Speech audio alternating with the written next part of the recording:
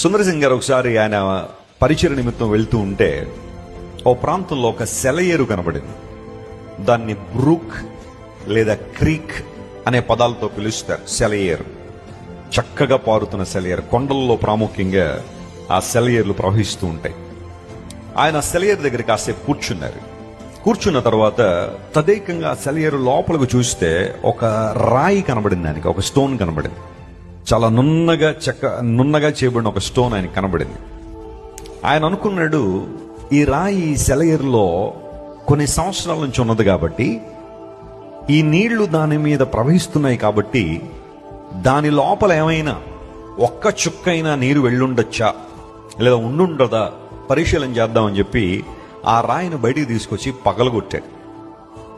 పగలగొట్టి చూస్తే ఆ లోపల ఒక్క చుక్క నీరు కూడా లేదు. ఇది చాలా చిన్న విషయమే కానీ సుందర్ సింగ్ గారు ఆ విషయాన్ని తన పుస్తకంలో రాస్తూ ఏమంటాడంటే, చాలాసార్లు మనం కూడా దేవుని సందుకు వస్తాం, ప్రార్థనా మందిరాల్లో కూర్చుంటాం, సభలంటే పరిగెడతాం, ఆన్లైన్లో మీటింగ్లంటే డేటా అయిపోయినా కానీ ఇంకొంచెం డేటా వేయించుకుని కనెక్ట్ అవుతాం. అన్నీ బాగానే ఉంటాయి కానీ వాక్యాన్ని మాత్రం మన లోపలికి ఏం చేయం చెప్పండి, తీసుకో.